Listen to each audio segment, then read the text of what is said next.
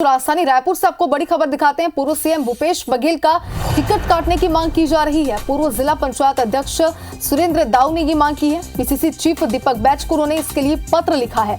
पत्र में लिखा कि भूपेश बघेल की टिकट काटी जाए, भूपेश बघेल की जगह स्थानीय नेता को टिकट मिले, ये बात उन्होंने कही और ये मांग भी रखी है। पूर्व मुख्यमंत्री भूपेश बघेल बीजेपी से मिले हुए हैं, ये एक बड़ा आरोप उन्होंने लगाया है। सुरेंद्र दाऊ ने इससे पहले भी भूपेश बघेल को खरी खोटी सुनाई थी। तो ये बड़ी खबर इस वक्त आपको दिखा रहे हैं और सीधे सीधे उन्होंने पूर्व मुख्यमंत्री भूपेश बघेल की टिकट काटने की यहाँ पर मांग की है। पूर्व जिला पंचायत के अध्यक्ष हैं सुरेंद्र दाऊ, जिन्होंने ये मांग की है। पीसीसी चीफ दीपक बैच को उन्होंने इसके लिए पत्र लिखा है और भूपेश बघेल की टिकट काटी जाए, ये बात उन्होंने पत्र में लिखी है। भूपेश बघेल की जगह स्थानीय नेता को टिकट मिले, ये मांग भी की और एक बड़ा आरोप उन्होंने यहाँ पर लगाया कि पूर्व मुख्यमंत्री भूपेश बघेल बीजेपी से मिले हुए हैं।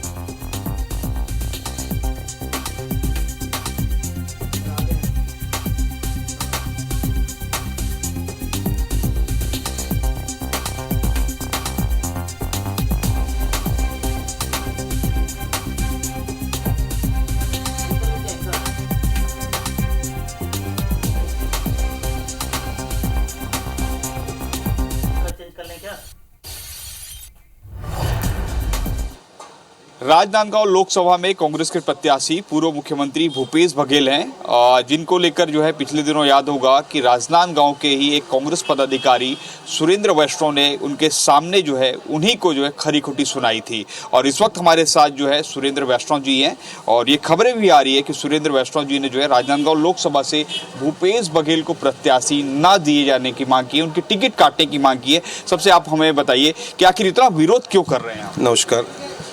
विरोध की बात नहीं है। जैसे 5-7 दिनों पहले भी मैं पीसीसी में आया था, जैसे मुझको पता चला कि यहाँ और हमारे साथ कुछ कार्यकर्ता राजनांदगांव को भी आए थे और हम सब की मंशा थी कि वहाँ से किसी भी स्थानीय प्रत्याशी को लोकसभा का प्रत्याशी बनाया जाए। जैसे इनका नाम सामने आया तो हम लोग पीसीसी के अध्यक्ष से ये मांग करने आए थे। उनके माध्यम से हमारे जो सेंट्रल के जो नेता हैं उनसे मांग करने आए थे कि प्रत्याशी में स्थानीय लोगों को इसमें प्राथमिकता दी जाए। लेकिन आपने तो सीधे तौर पर अब कह दिया कि लोकसभा टिकट काटी जाए भूपेश बघेल की। बिल्कुल बिल्कुल, मेरी तो अभी भी मांग है कि लोकसभा इनकी प्रत्याशी बदला जाए और स्थानीय प्रत्याशी को देने से निश्चित तौर से हम वहाँ से चुनाव जीत कराएंगे। पिछले विधानसभा चुनाव में एक जो चर्चा का विषय था कांग्रेस नेताओं के बीच ही, खासकर आप लोग भी ये कह रहे थे कि बड़े नेता जो है एक दूसरे को हरा रहे हैं, कितने इत्तेफाक रखते हैं इस बात से? भाई अभी जो अभी ये तो खैर पार्टी के अंदर की बातें हैं, लेकिन आप लोगों के माध्यम से भी बात आई थी कि कुछ अभी वर्तमान में कुछ विधायक जब हारे चुनाव तो उन्होंने एक मीटिंग करी थी और उसमें आरोप लगाया था, जिन पर आरोप लगाया था प्रदेश के बड़े नेता पे, जो जिम्मेदार व्यक्ति थे उन पर आरोप लगाया था कि इनने हरवाने का काम किया है। तो मैं तो कार्यकर्ता के, कांग्रेस के कार्यकर्ता के नाते ये कहूँगा कि ऐसे चीज़ को हमारे ऊपर के लोगों को संज्ञान में लेना चाहिए और ऐसे लोगों पर ठोस कार्रवाई करनी चाहिए। कौन है जिम्मेदार में, कौन है जैसे कि जिन्होंने, तो ये तो इनको पता है, विधायकों को पता है, विधायकों ने इनसे कहा है कि अमुक आदमी जिम्मेदार है इसके लिए और जो भी जिम्मेदार है उस पर कार्रवाई होनी चाहिए। कांग्रेस के नेता कह रहे हैं कि जो अभी आप काम कर रहे हैं, चाहे भूपेश बघेल के सामने उनको खरी खोटी सुनाने की या फिर पत्र लिखने के, कह रहे हैं कि आप भाजपा के नेताओं से आप डर गए हैं, इसलिए जो है ये सब कामकाज हो रहा है। क्या वास्तव में सही है कि आप भाजपा के नेताओं से डरे हुए हैं? मैं भाजपा के नेताओं से क्यों डरूंगा?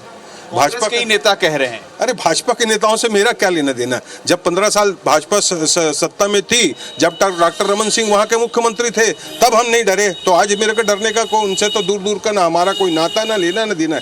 ये अपनी बातों को दूसरी तरफ मोड़ने के लिए, अपनी बातों को सही साबित करने के लिए झूठ का सहारा ले रहे हैं।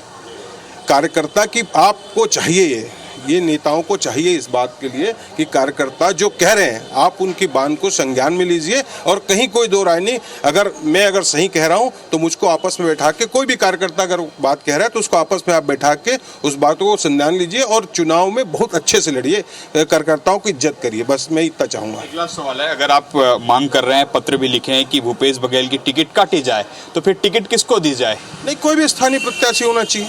हम तो कह रहे हैं कोई भी स्थानीय प्रत्याशी हो।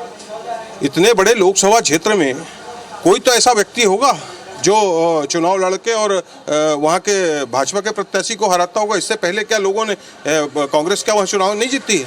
जब से देश आज़ाद हुआ तब से हम जीतते आ रहे थे। अभी तो 2-3 लोकसभा हुआ है जो हम चुनाव हारे हैं, बाकी इससे पहले तो हमें कांग्रेस ही जीतती रही है। तो आपने कभी वहाँ नेता पैदा होने नहीं देना चाहते। मुझको तो लगता है कि ये बल्कि भाजपा को लाभ पहुँचाना चाहते हैं। मेरा तो सीधा सीधा आरोप है, यहाँ के प्रत्याशी को आप थोप के और वहाँ के लोगों को लाभ पहुँचाना चाहते हैं, मेरा आरोप है। भूपेश बघेल कैसे भाजपा को लाभ पहुंचाएंगे?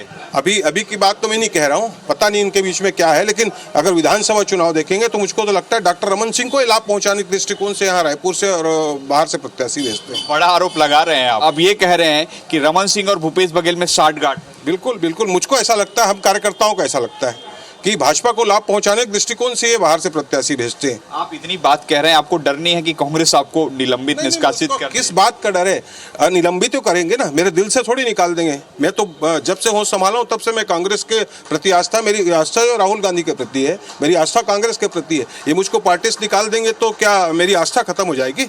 मुझको क्या बोलने से मना कर देंगे? मेरे जैसे हजारों कार्यकर्ता राजनांदगांव और पूरे प्रदेश में है जो इस टाइप की मांग कर रहे हैं। कितने लोगों को आप निकालेंगे? और सच कहना गुनाह है तो मैं ऐसे गुनाह बार बार करता रहूंगा। तो आपने सुना सुरेंद्र वैष्णव जी का, जो इससे पहले भी काफ़ी सुर्खियों में रहे हैं, अब तो सीधे तौर पर कह रहे हैं कि राजनांदगांव सीट से जो है भूपेश बघेल की टिकट काटी जाए और स्थानीय को दिया जाए। निश्चित रूप से राजनांदगांव में जो माहौल बना हुआ है खासकर भूपेश बघेल के प्रति, वो अब सीधे तौर पर देखने को मिल रहा है। अब देखना होगा, इन्होंने पत्र लिखा है और उन्होंने साठगांठ के भी आरोप जो है लगा दिए हैं। ऐसे में आने वाले दिनों में इसके क्या परिणाम होंगे? कैमरामैन नरेंद्र मार्कंडे के साथ सौरभ सिंह परियार, IBC 24 रायपुर।